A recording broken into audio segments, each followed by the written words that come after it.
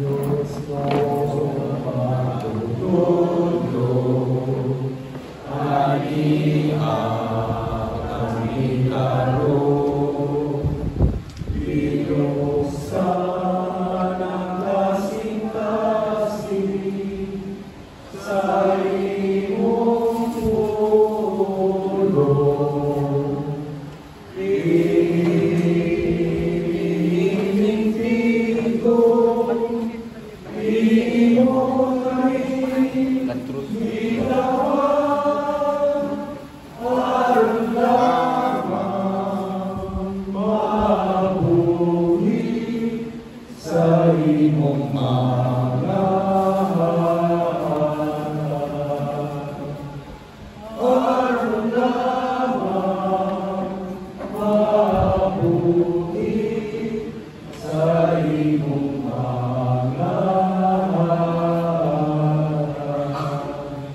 Let us all together pray.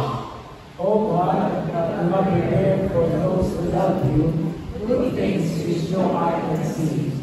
Fill our hearts, we pray, with the warmth of your love, so that loving you in all things and above all things, we may attain your promises, which surpass every human desire. Through our Lord Jesus Christ, your Son, who lives and reigns with you in the unity of the Holy Spirit, God forever and ever. Amen. Mary, Saint of Wisdom, Pray for us. Saint Rock, Pray for us. Father and Son and Holy Spirit. And we interrupt Video. Dito tayo very ang emphasis kay before coming here, I was reading a Jewish post, an article posted by a Jewish website, and one of the lessons or readings for today is actually about what is more important, to love God or to fear God. Hindi tayo ang discussion na in the end, ang kinadakan nito, ang kinadakatan nito ang ginagpahigugma. Niingon ko sa Marabay na from the kabilang mga century nga, kanang fear of the Lord, which actually in the book of wisdom is the beginning of wisdom, is actually just a preparation, because if we are motivated by fear, we will be serving God, we will be serving the Lord in many different ways. But when the fear is already done, we stop serving. Kaya sa akin, ito ang kinaiya ng God, ay mahatong matas dito, buhatan. Pero kung walang secure na ka, makawala na po ng kala. So, hindi mo ang diha sa pagtulunan na nabong may mundanon na we are pag-ibig pasayos. After all, that is in the Decalogue, nabulong na sumugod sa Diyos, sumugod ang kinaunahan. And then in the song of the Shema Israel, or the Hear of Israel, it is always to love the Lord your God with all your heart, with all your soul, and with all your strength. Kung nangarindon kayo in a prayer, kaya it captures practically what it is all about. No? That our hearts will be filled with the warmth of God's love, so that loving you in all things and above all things, meaning to say, it goes beyond what we can actually perceive. That's why good things which no eye can see. No? We may attain your promises, which surpass every human desire. Now, how is this related to the readings and, of course, the gospel, which we are actually focusing, no? Which is a continuation of last time's discussion. We will be able to look at this in the sense that it is in expressing our love for the Lord in the context of maintaining a permanent or a focused relationship with Him. Ang kanang pagka-matinumanon o magtinudanon nato, dili lamang sa atong mga pag-ampo, because there are two sides of this. Okay? The focus that we give to the Lord, but what that focus would somehow, unsabay, mahingugdanon anak na bunga o epekto when it comes to our relationships with our brothers and sisters.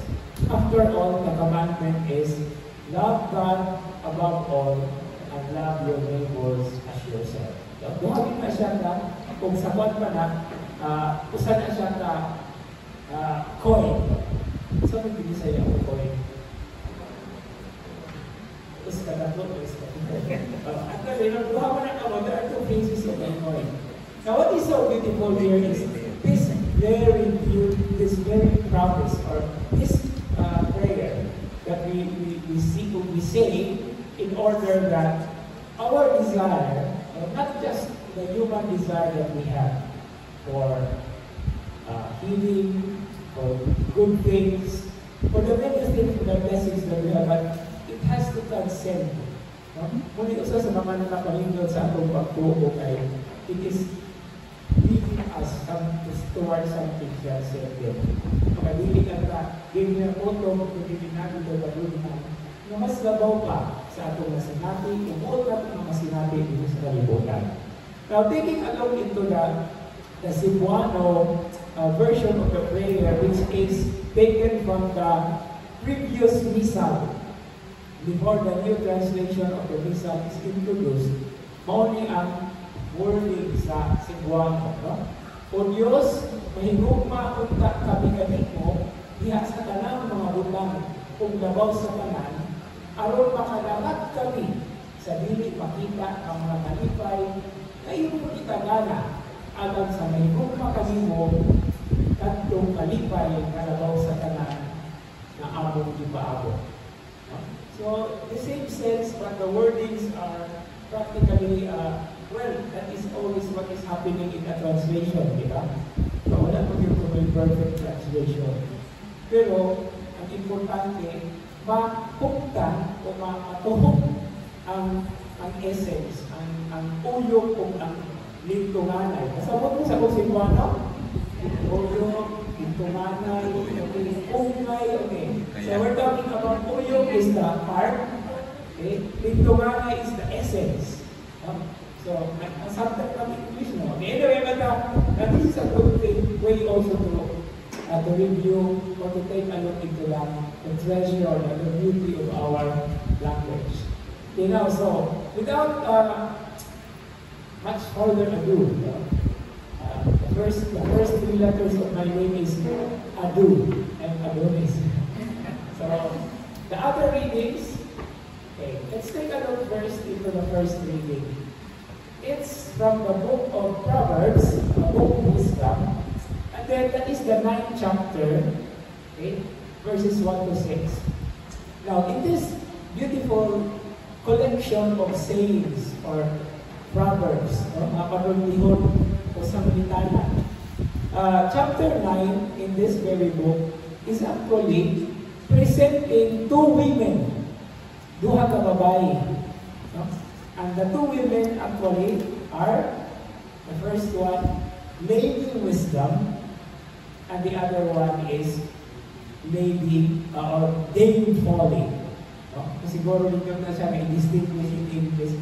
Lady Wisdom, and then Dame Folly. So I spell it, Dame, D-A-M-E. Just to distinguish the two. Okay? In Cebuano, this is how I render, this is how I translate it.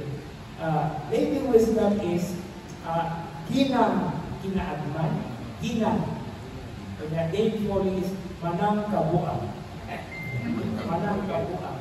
So si ginang kinaagman o si manang kabuang. Now the context of the first reading is about Lady Wisdom or woman wisdom inviting people into that banquet that she is preparing. Okay.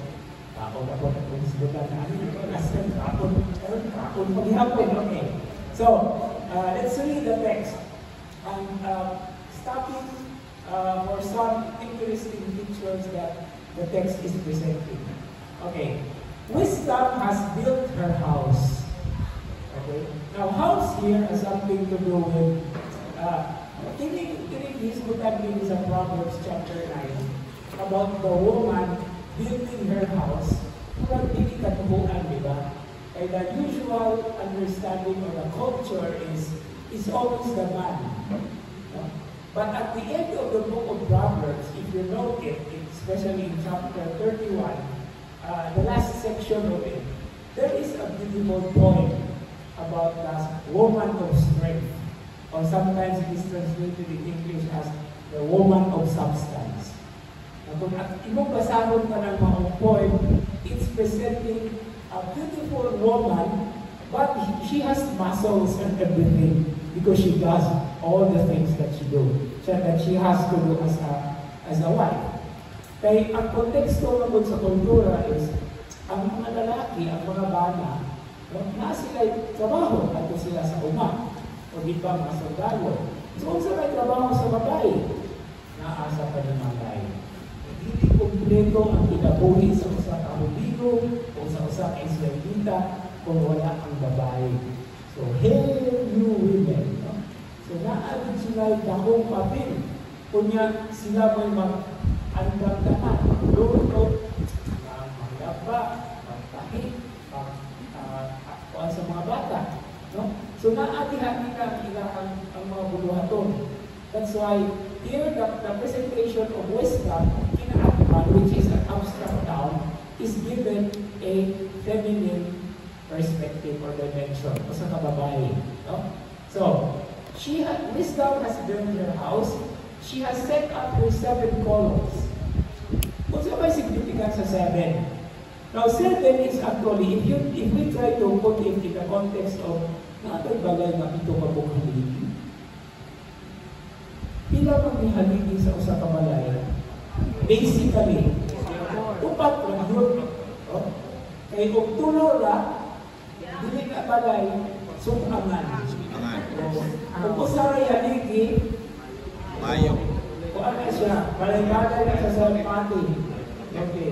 So, ito kahaligi. Imagine. Now, according to the understanding, this is something like a palace. No? But then, the 7 there has something to do with the meaning in numerology as perfection. Okay? So her house is actually all about perfection. It's a great house. So in other words, dili lang basta-basta na balay, o dili dako na balay. Should you say mansion or basta kay bukas at ibig kayo. So, usan na siya sa mga features na he's good at really sa Book of Wisdom, sa Book of Proverbs, sa Book of Wisdom also. And then, what did she do after setting up her 7 columns? She has prepared her meat, mixed her wine. Yes, she has spread her table. Okay, so, nag-andam siya sa talad kananan. Okay? Nag-andam siya sa iyahang lamisa na puno sa makaon o ino. Okay. Now, she has sent out her maid servants. So, iyang ipadala niyang nasunugoon sa unsang bagay, manuman, sa unsang rason, aron mamimbitar. But she also calls from the heights out over the city. Siya mismo nag-imbitar isa. And this is the invitation. Let whoever is naive turn in here. Okay? Take note, it is addressed to the naive. Kung saan may naive sa Binisaya? Simple. Yeah? Or sometimes, to the point of saying, kamu kawalay ka bang kaagad? Kamu kawalay ng kaluan. Meaning to say, ang kinalabuhan ninyong tanan. Apan, andam o tagana na magkakon. Muna yung kasabot niya. No? Although na-imitate, no, in English, naib sa talang biraw, mura ba mahimong katauanan? Kaya inusinti man ang dating. Pero magbantay ka rin panahon na kaya naarapay mo inusinti na tuplo. Ito ang inusinti tuplo mo yung bino. No? So, katong sincere, no? Simple heart, simple, pero sincere sa ilang ginabuhin. And then, to any who lack sense, I say, gawas na naive, those who lack sense. Katong mga walay pagsamot. No? In other words, the invitation is specifically given towards those who have nothing. Okay, Come, eat my food, and drink of the wine I have mixed. Take note of these two expressions, to eat the food and drink of the wine. Kay mauni ang naa sa sentro sa atong Ebanghelyo, karong umaabot na Domingo. And by the way, before I forget, naanagay ka sa ika-20 na Domingo sunod sa ordinaryong panahon. 20th Sunday in ordinary time. Okay, so take note of that. Eat my food and drink of the wine I have mixed. And then, the final words, forsake foolishness that you may live, advance in the way of understanding. So, ang pagkat-on di ay sa kinabuhi, no? Sa daghan kayo ng mga pagtulunan sa kinabuhi, the lessons of life, muli na ang tuyo ug tumo sa kinaadban. That is the main direction and the purpose of wisdom. How do we learn? So wisdom is basically differentiated from just merely acquiring knowledge. No? Natay usahan dito na knowledgeable tayo na siya. No? Pero ang problema, nasabtan ba ang nahibaluan? Lain man ang pagkahibalo, lain po ang pagsabot. Okay? So, knowledge is actually sometimes like a technical thing, but understanding what one has learned or what one has known is another story. No? Kaya kining pagkat-on, kining pagkasayon nato, it's all based on experience. And this is the very beautiful threshold, no? Kung sumaranan o kung mag-hisgot ako magtuon ka o wisdom. No? The wisdom literature or the wisdom books in the Bible. And by the way, the Psalms are included also in that particular kind of presenting. Kanang-daghan ng mga leksyon o lessons in life. Now, before I move to the responsorial stand, naipindot kayo mga utala. Ngano man ang tawag natin sa mga pagtulunan o sa teachings, itawag man natin lesson. Anong lesson na ang tawag natin? Kung ako anang i-Espanyol ang lesson, kung saan Espanyol sa lesson? Leksyon. Kung saan, di mo nagikan ang pulong na leksyon. Ika na siya sa Latin na pulong, meaning to read. O na basahan sa Santos na Misa, ang anak-anak, leksyonary. No? Kaya kini mga pagtulunan, naamang sa balaang kasulatan. Kaya isulat man, patuloy basahon. No? So when we read the scriptures, or when we read many articles or many literatures, there are always part na naagin ng pagtulunan nato ang mga tunan. Na ay leksyon sa kinabuhi o na ay leksyon sa mga sinabihan. So muna yung pasabot alang ano gitawag natin ng leksyon. In other words, nabasa na siya o ibase sa usa ka basahon. Kung naisip Kristiyanos, no, we are also grounding ourselves sa balaang kasulatan.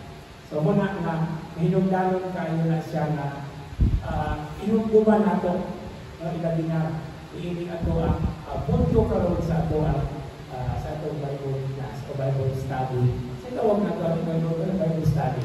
Okay. So now the responsorial psalm on Sunday still has the same response from last Sundays.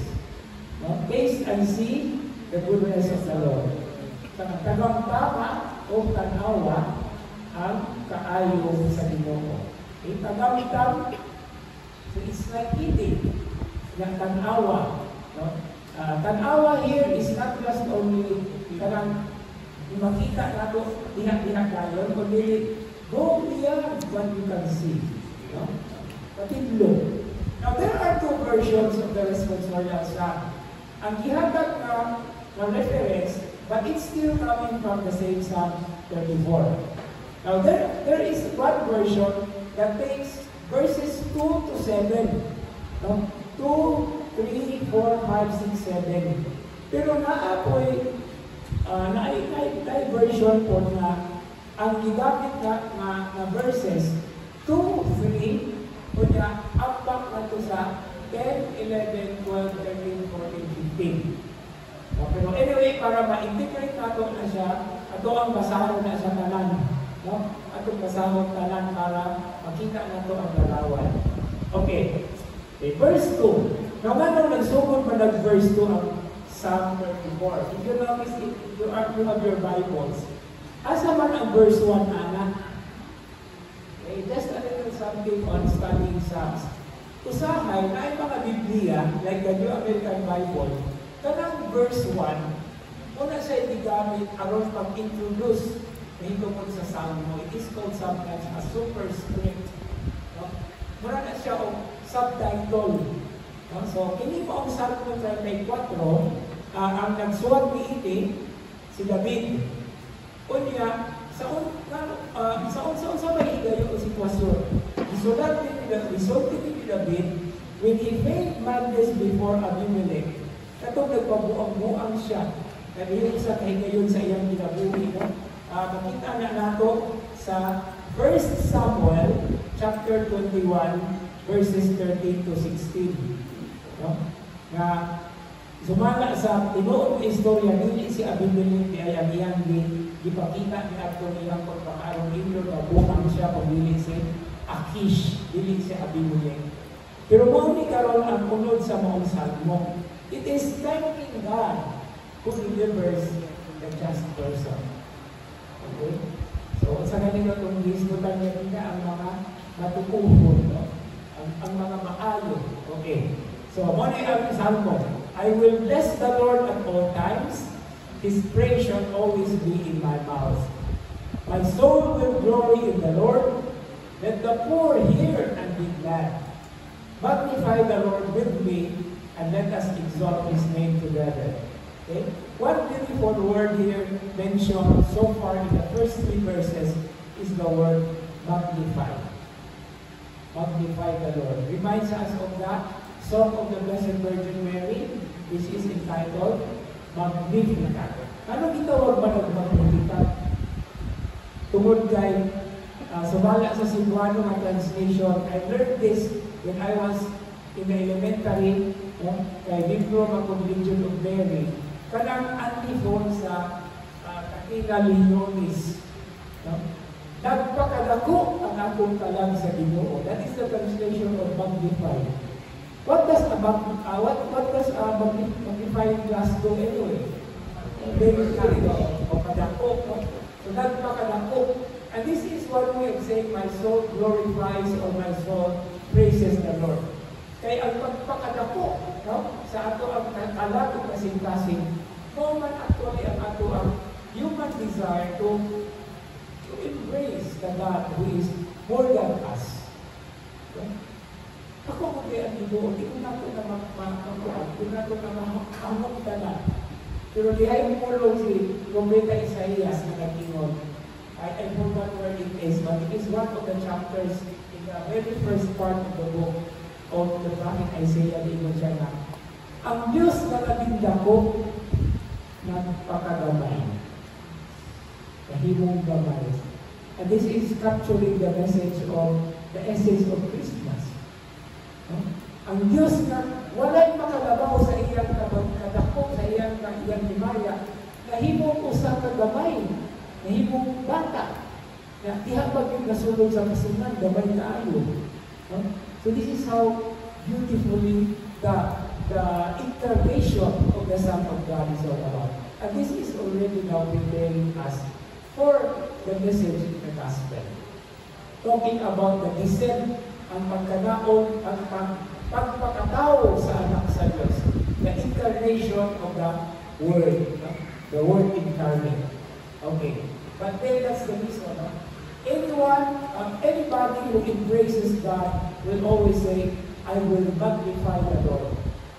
Bisan pa man, kung hindi natin ma-absorb na lang, ay sobra mo ng Ginoo ko. Sobra mo ng Diyos sa iyong kahon. And then, let's go to the second, to verse 5.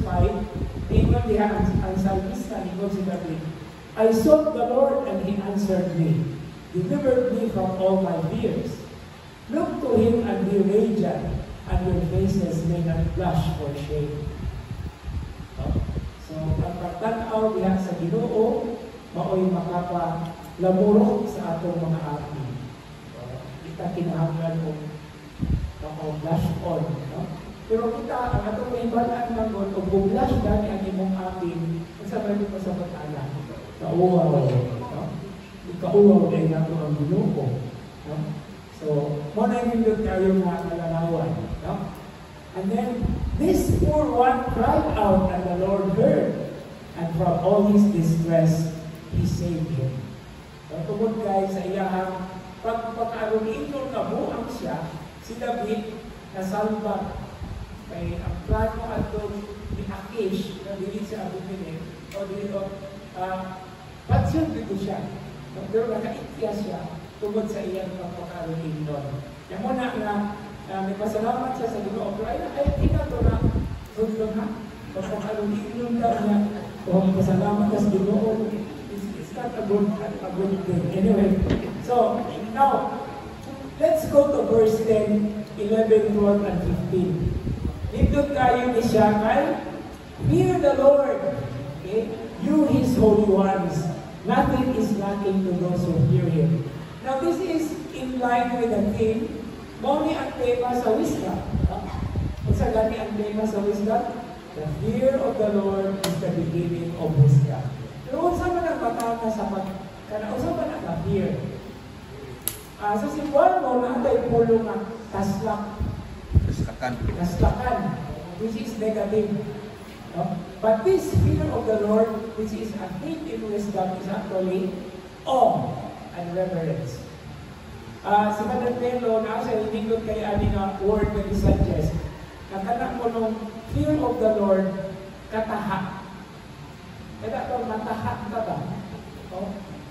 Naan siya gamay na, pero you kind of distance yourself from the person. And that is what we do. And sometimes people, when they pass the church, diba, magulos. Iingon ko si Kimuloy sa una, so hindi mga Katoliko, magulos man kung mula ba yung simbahan, nayawa din sa simbahan, magulos man sila. And of course, it's just a matter of, semantics lang ba, no? So, ano maging kapuluhod, o kubaw, o magulos, kumulabang sa mga, that's what we show, awe and reverence. Muna siya ato ang distance. Kaya naman, labaw po na makagatahong ang Diyos. Unsa kanta ato dapat sa Diyos. We are not worthy. We have so many reasons to say, I am not worthy. But come here, look. Iyahatag isablay. Iyahatag ipasaydo, iyahatag iligumpa. Kaya ang kinatasan o kinadakan na paagi na makasikahinayunan sa iyang paghinumpa kanado o ang pagtukyan niya sa iyang bukong anak. And again, that is something that we have to take a look into, leading us into the gospel. Okay, let's continue reading the second version of the responsorial psalm. The rich grow poor and grow hungry, but those who seek the Lord lack no good thing. Remember kanina, isibot ko sa puno na magnify. Kung ito ang tanawon ang Magnificat, that is Luke chapter 1, the Song of Mary, most of the hapon ang tema ng disputan. While the rich grow empty and the poor are being given what they need and what they desire. Okay, verse 12. Come children, listen to me. I will teach you fear of the Lord. Who is the man who delights in life, who loves to see the good days? Keep your tongue from evil, your lips from speaking lies. Turn from evil and do good. Seek peace and pursue it. So muna'y tambag sa salmo na ang desire, ang tinuha na mabatunan nato ang Diyos o ang mga grasya na iyang itagalan na nato, kinahanglan na ako ang sa tuwagon diha sa paglikay, diha sa pag-ayat, o diha sa pagpagingkamot na wala tayo dautan na masulti, wala tayo dautan na mabuhat, o wala tayo dautan na tinuha. And that's the reason why nagiging sa graduation. The name of the Father, and the Son, faithful the Father. Okay. So, asan ka? Okay. So, mauna pulong, buhat, o tinuha. Pagsugod ka sa Santos na Misa, sa liturgy of the Word, ang unang bahid, muna siya ang ulod, muna siya ang atong isulti, ipahayag, diha sa litawag natong ay confess. Kanang confitio ba? Kanang confessan ako. Sa huna-huna, sa pulong, sa buhat. Kana siyang taman, those are the sins of commission. O niya, kayo nga ko'y sunod. O sa wala, pagbuhat, sa kinahanglang buhaton. Muna siya itawag og sin of commission. So, doon na ikabok, and this is part of what the Psalm is talking to us. No? Unsay atong inuha, unsay atong pulong, unsay atong buhat. Yan dayon, katulong ta mo ingon nga, akong sala, akong sala, akong sala. No? Muna nga, ang bago nga English translation sa I confess sa English, wala man na sa una ng through my fault, through my fault, through my misgivings. If you don't remember, no? Wala na. Wala nga, ibalik na siya sa translation. Maparihas na sa Cebuana nga, ay akong sala, akong sala, akong sala.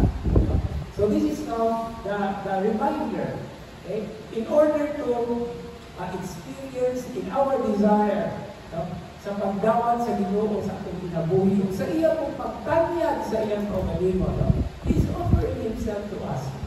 We have to receive Him in that condition, in our humility, in our obedience at the same time, and in an action full of love, puno sa bugma, puno sa pagkapatupuho, the faithful and the loving response. And of course, there is also the dimension of hope, ang paglaho. Okay, now, so let's move to the second reading. Now, you will notice that leading to mura sa atong mga pagbasa, nindot kayo kaya sa second reading, na ako dyan ako kabahin na iyahang gihatag in order to connect all readings. First reading, responsorial psalm, second reading, and the gospel or the third reading.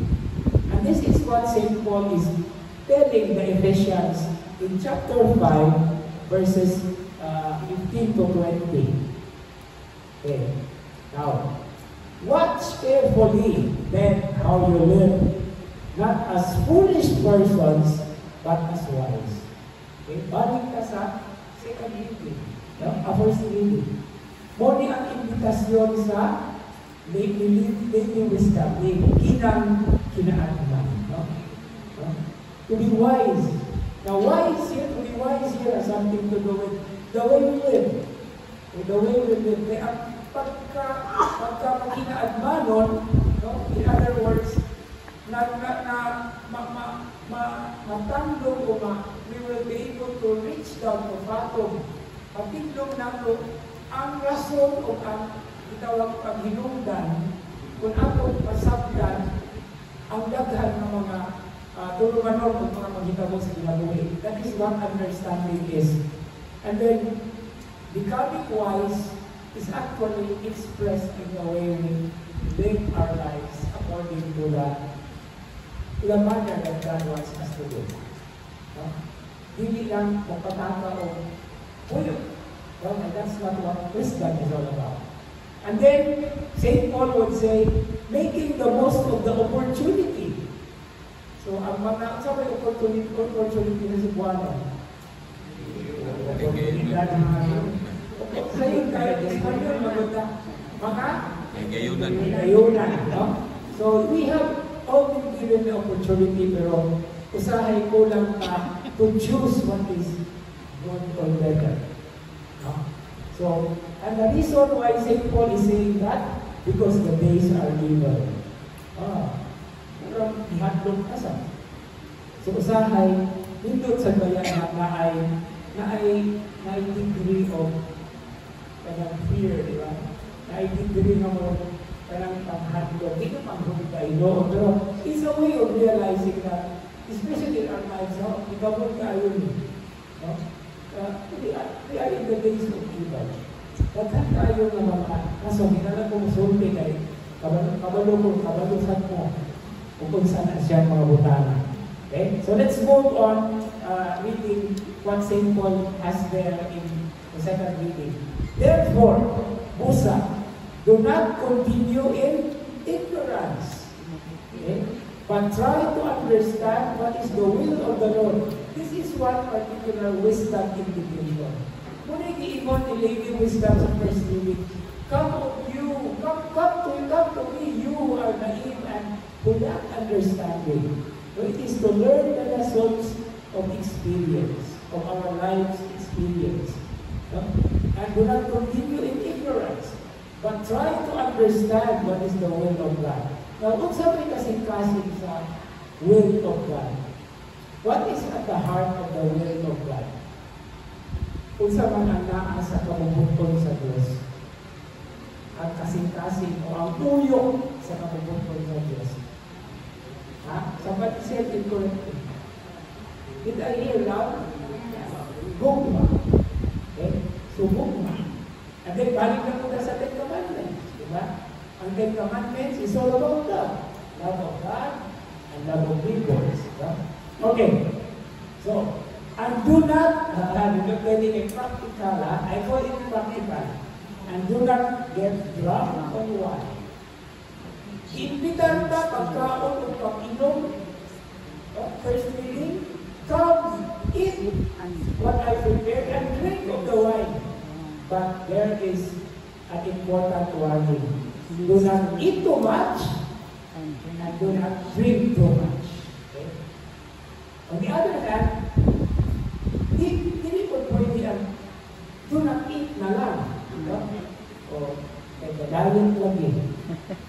Na ako ay joke. Nag-diet ka, ang akong advice is, do not die yet. Praise God. Do not die yet. Okay? Of course, we need to do that kay mga ikaw.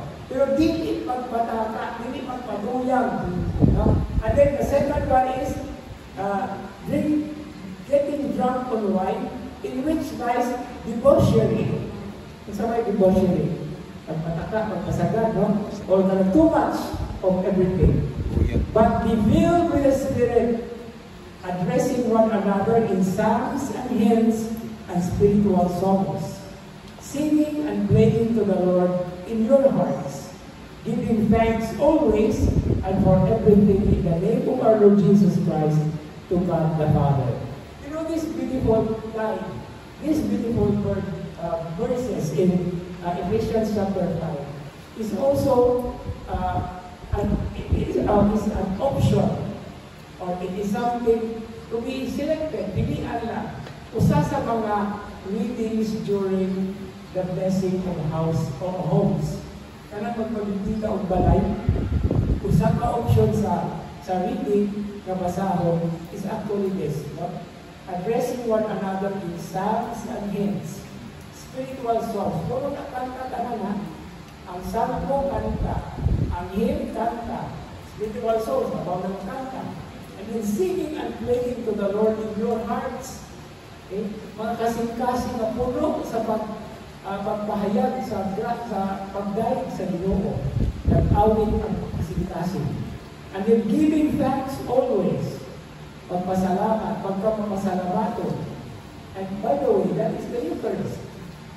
The highest point of our prayer, our worship. And then for everything, in the name of our Lord Jesus Christ, addressed to God the Father. Imagine ninyo katapusan ng kalinya. No? In the name of our Lord Jesus Christ, to God the Father. Because this is also a very important feature. Maani siya sa ato ang gospel reading karong Domingoha na maoy atuan ang ating hulugan. Mao na itong sunod na tanawon as the main feature of our weekly Bible study. No? So, first reading, Proverbs 9, 1 to 6, responsorial psalm from Psalm 34. Either it is Psalm verses 2 to 7 or verses 2 to 3 and 10 to 15. But the response continues the same, taste and see the goodness of the Lord. And the second reading is Ephesians chapter 5, verses 15 to 20.